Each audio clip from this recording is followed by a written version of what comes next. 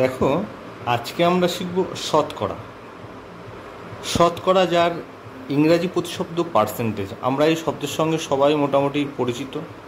তাহলে আজকে আমরা শতকরার কিছু বেসিক জিনিস শিখব।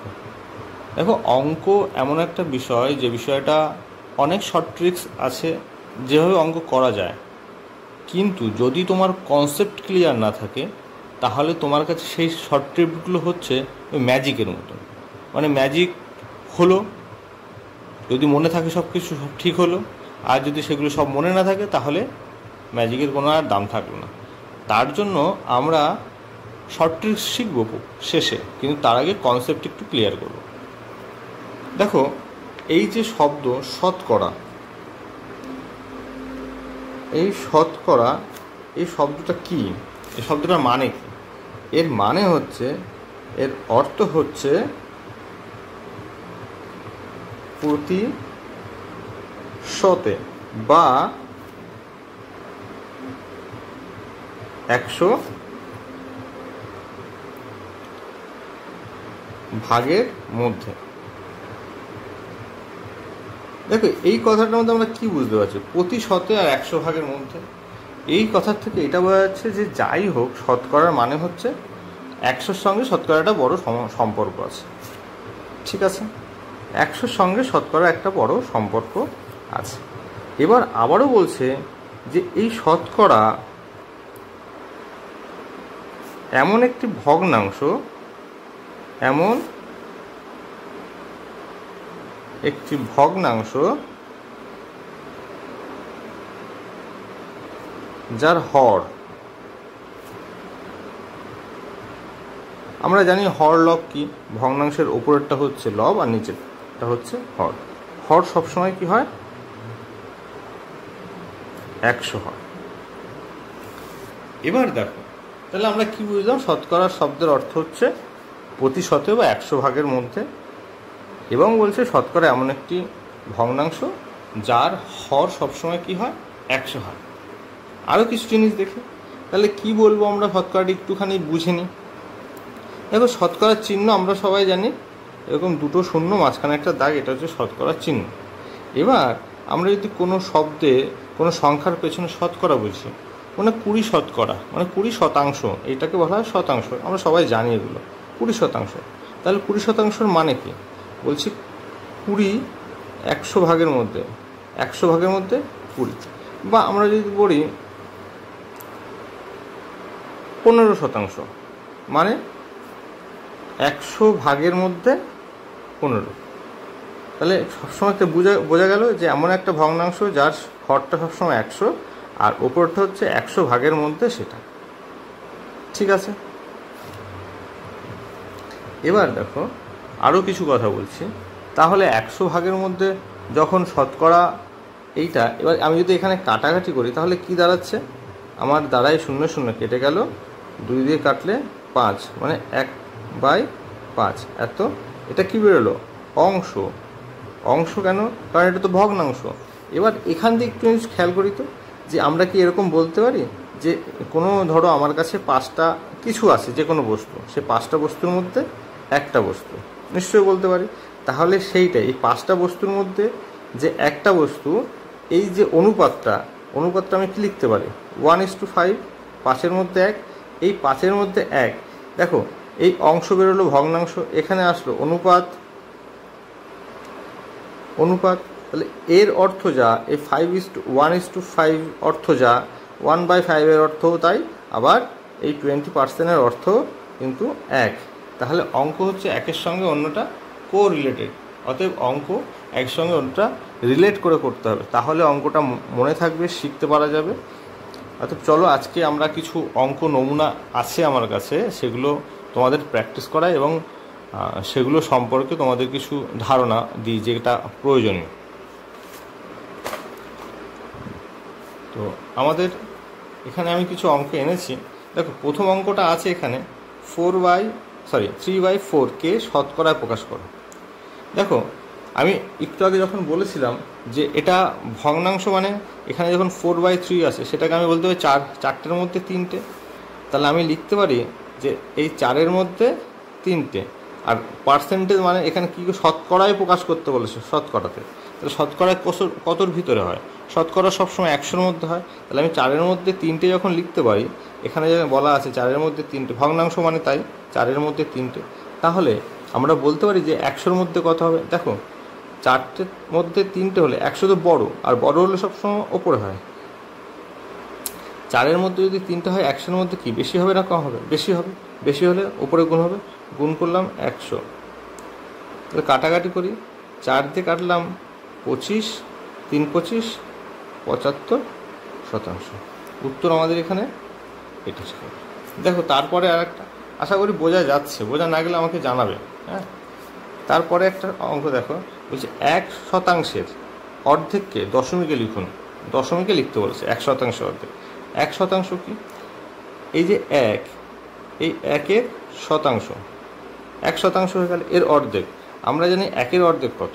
1% মানে 100 ভাগের মধ্যে 1 ভাগ। তাহলে আমরা লিখতে পারি 100 ভাগের মধ্যে 1 ভাগ। এর অর্ধেক, অর্ধেক করতে গেলে কি করতে হয়? হয় 2 দিয়ে গুণ করতে হবে, 1-এ 2 দিয়ে গুণ করতে হবে। তাহলে কি হলো? উপরে হলো 1, নিচে হলো 200। এবার এটা কি দশমিকে প্রকাশ করতে বলেছে, আমাদের দশমিকে প্রকাশ করতে গেলে ভাগ করতে হবে। তাহলে আমরা এই 200 দিয়ে, যেহেতু এইটা এখানে লিখে জায়গায় ধরবে না, 200 দিয়ে 1কে ভাগ করলাম, 1, কিছু হলো না, পয়েন্ট দিয়ে একটা শূন্য। দেখো পয়েন্ট প্রথমে দিতে গেলে তার আগে একটা শূন্য দিতে হয়। শূন্য দিয়ে পয়েন্ট দিলাম, পয়েন্ট দিয়ে একটা শূন্য, হলো না, যাচ্ছে না 200।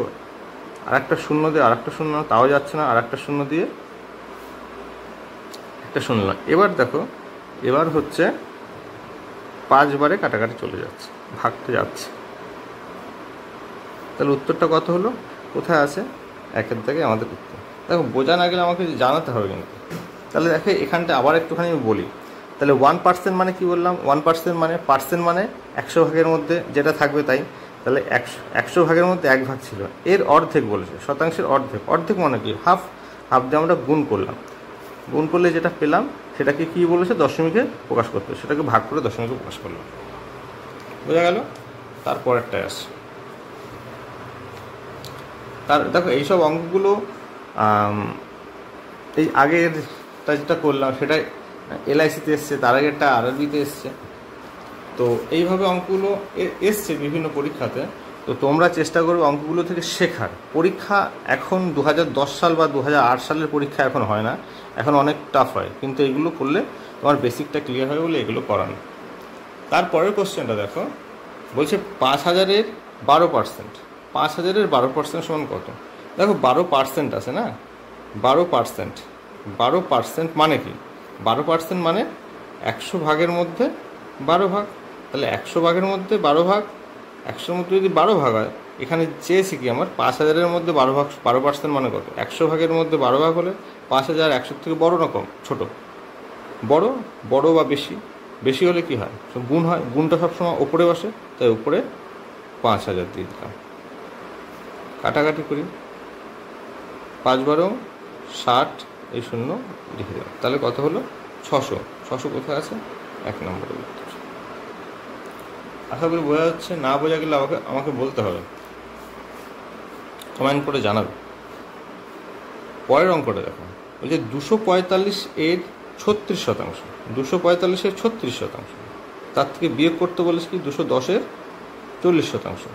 এবার বলেছে এই সমান সমান, কিন্তু এখানে অঙ্ক শেষ না। এখানে আবার বলেছে যে এই যেটা হবে 10-এর থেকে কি বিয়োগ করতে, মানে এইটা 10-এর বিয়োগ করতে হবে। তাহলে আমরা অঙ্কটা করি, দেখি। দেখো 245-এর 36%। আগে 36% মানে কি? 100 ভাগের মধ্যে 36% মানে এর 245 ভাগের মধ্যে কত? 245-এর মধ্যে লিখলাম। এবার এই বিয়োগটা এখানে দিয়ে দিই। বিয়োগটা দিয়ে দেওয়ার পরে এই অঙ্কটা আবার পাতিয়ে ফেলি, ইকুয়েশানটা কী আসে? 40% মানে 100-র মধ্যে 40 আর 210-এর মধ্যে কত? এই দুটো বিয়োগ করতে হবে। বিয়োগ করে কি বলেছে? বিয়োগ করে যেটা হবে 10-এর থেকে এখানে একটা সংখ্যা আমার লিখতে হবে, এখানে আমার উত্তরটা লিখতে হবে, মানে কত ওখানে পাঠাতে হবে, মানে এখানে এই সাইডটা এই সাইডটা সমান হবে, সমান সমান। সরি। তাহলে আমি এখানে কাটাকাটি করার চেষ্টা করি। দেখো, তাহলে এখানে আমরা কাটাকাটিটা করার চেষ্টা করি বা করি। আমি এখানে 5 দেখতে পাচ্ছি, অর্থাৎ এটাকে 5 দিয়ে কাটা যাবে। 5 দিয়ে কাটা গেলে 4 5 20, 5 নং 45। এটাকে 5 দিয়ে কাটলাম, 5 20 100। এটাকে কাটলাম 2 দিয়ে কাটি। দেখো 4 দিয়ে কাটা যায়, কিন্তু 4 দিয়ে কাটলে আসবে আমার এখানে 5। আমি 4 দিয়ে কাটবো না, আমি 2 দিয়ে কেটে 10 করব। আর এটাকে কাটবো 18 দিয়ে। তাহলে 49 আর 18 গুণ করলে কত হয়? 49 আর 18 গুণ করলে তোমরা করে দেখবে, এখানে হবে 882, নিচে হবে 10। এই মাইনাসটা এখানে দিয়ে দিলাম। এটা কাটাকাটি করে দেখি, এই 0 0 কাটলাম, এই 0 0 কাটলাম, তার মানে কত হলো এখানে? 4 × 4, 4 × 2 = 8, 84 ইজিক্যাল টু 10 মাইনাস একটা কিছু এখানে লিখতে হবে, যেটা আমাদের উত্তর। তাহলে আমরা যেহেতু জায়গা নেই, আমরা এখানে করি। এটা কাটাকাটি, এটা ভাগ করলে কত হয়? 8.2। এই যাতে সহজ হয় এই জন্য আমি 10-এ রেখেছি। 8.2 মাইনাস 84 ইজিক্যাল টু 10 মাইনাস এখানে যে উত্তরটা হবে। তাহলে আমরা এটা আরেকটু করি, এখানে ছোট করে করছি, একটু অসুবিধা হয়ে গেলো, জায়গাটা কম পড়ে গেল। এটা বিয়োগ করলে আমার দাঁড়ায়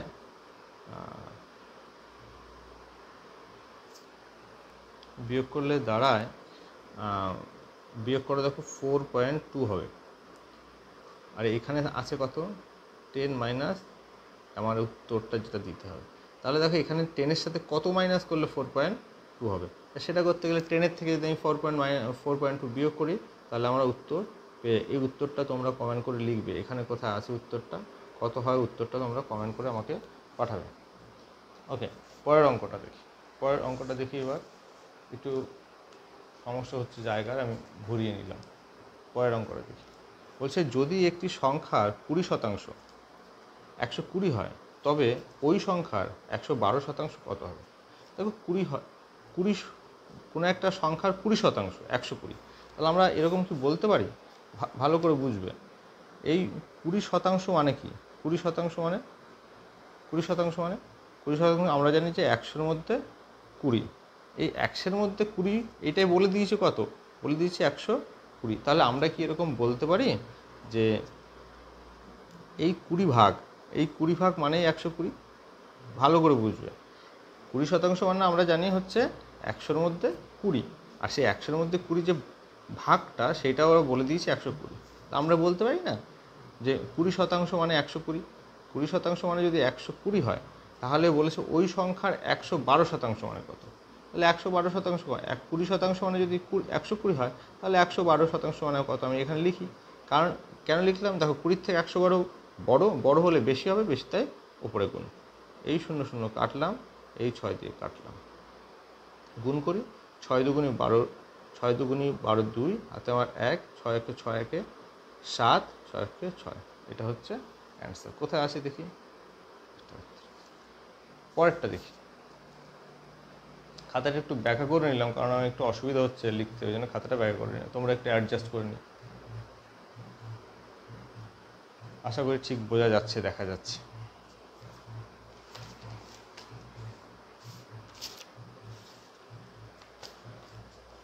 পরের অঙ্ক বলছে এ বি এর থেকে 25% বেশি, বি এর থেকে কত শতাংশ কম? তাহলে কি বলেছে এখানে? বি এর থেকে 25% বেশি। কে বেশি? এ বেশি। কার থেকে? বি এর থেকে। তাহলে আমরা বলতে পারি বি সমান যদি আমি 100 ধরি, পুরো ধরলাম 100% ধরলাম, তাহলে এ সমান কত? এ সমান হচ্ছে 125, তাই তো? তাহলে আমরা এই দুটো শতাংশ কেটে দিই। কারণ কেটে দিই, আমাদের অঙ্কের স্বার্থে আমাদের অঙ্কটা সহজ করতে হবে। শতাংশ রাখতে আবার মনে হবে 100-এর মধ্যে 100 বা 100-এর মধ্যে 125। ঠিক আছে, অর্থ একই, কিন্তু আমি কেটে দিলাম, না লিখলেই ভালো হতো। যাই হোক, তাহলে বিকে যদি আমি 100 ধরি, তাহলে একে কত ধরবো? এ বেশি বলেছে, 25% বেশি। এবার বলেছে দেখো বি এর থেকে কত শতাংশ কম, তাহলে 125 আসছে এ আর বি হচ্ছে 100, তাহলে কত কম? আমরা লিখতে পারি যে 125 যখন বি হয় তাহলে এ হয়, তাহলে বি কত কম হয়? 25 কম হয়। যেহেতু শতাংশ বের করতে হবে, তাহলে 100 ভাগের মধ্যে কত? 100 ভাগ করলে উপরে গুণ করে দিই 100 ভাগ, কাটাকাটি করি, 5 5 25, 5 20 100 সমান কত হলো? 20%। তাহলে কত শতাংশ কম? 20% কম। উত্তর কোথায় আছে? বি। দেখো, আশা করি অঙ্কগুলো বোঝা যাচ্ছে।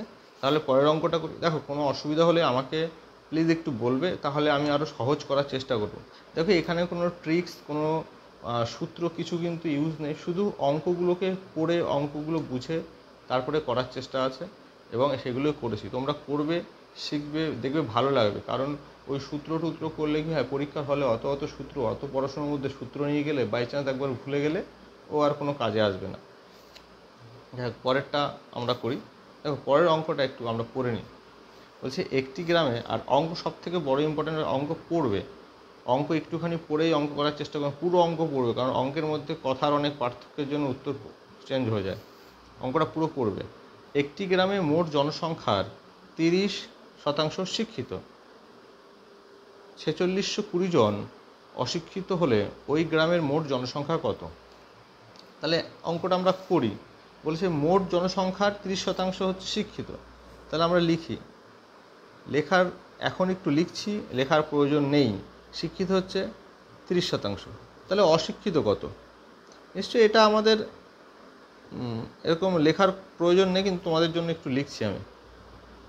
70%। তাহলে আমরা যদি ধরি যে ওই গ্রামের মোট জনসংখ্যা 100, তাহলে 100 যদি ধরি, কারণ শতাংশের সঙ্গে সম্পর্ক, 100 সম্পর্কের জন্য শতাংশ থাকলে আমরা 100-র সঙ্গে সম্পর্ক করার চেষ্টা করব। 100 যদি মোট জনসংখ্যা হয়, তাহলে মোট জনসংখ্যার 70% হচ্ছে অশিক্ষিত আর 30% হচ্ছে শিক্ষিত। 100% হয়ে গেল আমার টোটাল জনসংখ্যাটা। এবার বলেছে কি 4620 জন হচ্ছে অশিক্ষিত। আমরা যখন 70% অশিক্ষিত ধরছি, এই পার্সেন্ট, তাহলে আমরা লিখতে পারি 70 ভাগ বা 70% মানে এতগুলো লোক। দেখো, এখানে ক্যালকুলেশনটাই সবচেয়ে, আর এই ক্যালকুলেশনটা তোমাদের করতে হবে, এরকম করে শিখতে হবে। তুমি বলতে দাদা কী করে লিখলাম, হবে না, শিখতে হবে, এইভাবেই শিখতে হবে, এইভাবেই করতে হবে, তাহলে অঙ্কটা অনেক সহজ হবে এবং তাড়াতাড়ি করতে পারবে। 70% মানে 4620 জন।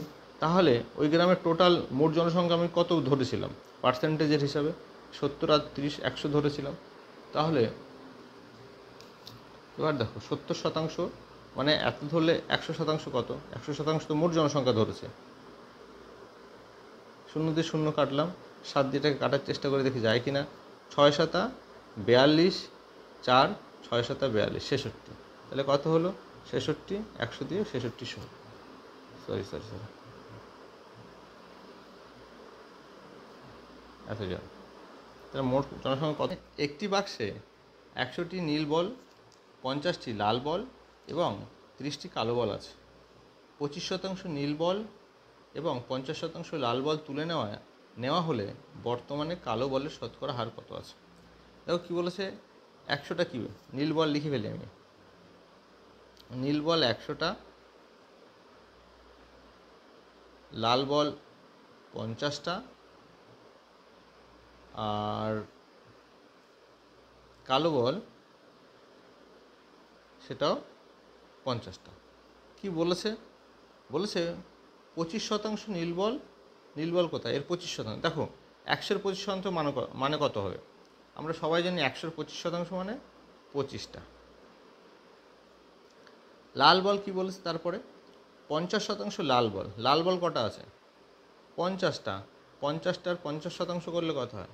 50% মানে তো হাফ। তো 50-এর হাফ কত? 25টা তুলে নিলাম।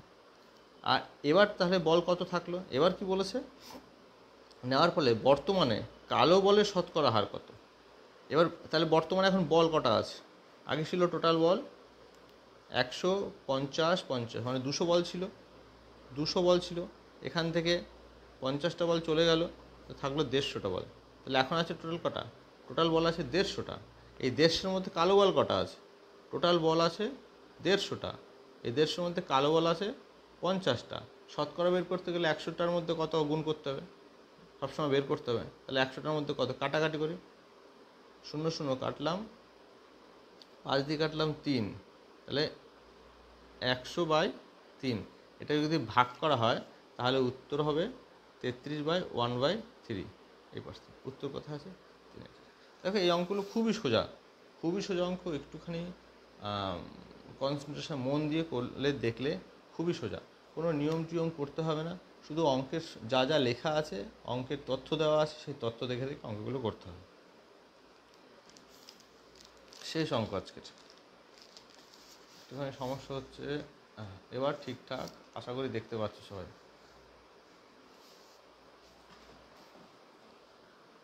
অঙ্কটা পড়ি। রাম তার বেতনের 14% সঞ্চয় করে যখন শ্যাম 22% সঞ্চয় করে। যদি উভয়ের বেতন একই হয় এবং শ্যাম 1540 টাকা সঞ্চয় করে, তবে রামের সঞ্চয় কত?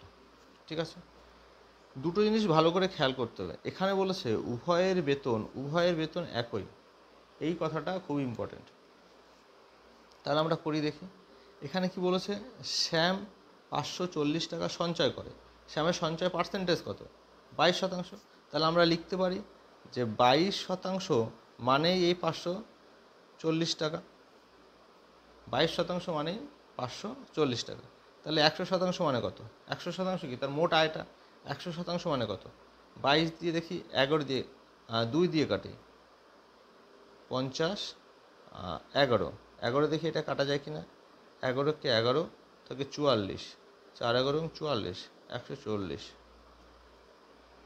এটা কাটা যায়।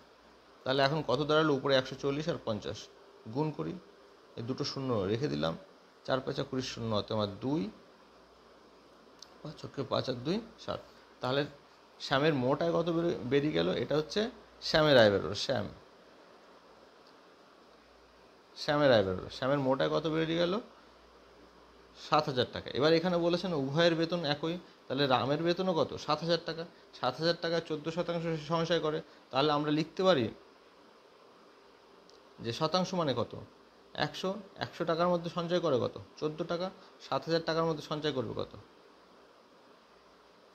এই 0 0 কাটলাম, এই 0 0 কাটলাম, থাকলো 70 আর 14, 4 7 28, 8 হাতে আমার 2, 7কে 7 আর 2 9, এই 0 বসলো, সমান কত হলো? এটা হয়ে গেল আমাদের আনসার। এতটা কোথায় আছে উত্তর? দেখো, 1-এর দাগ উত্তর হয়ে গেল। তাহলে এই ছিল আজকের 10টা অঙ্ক।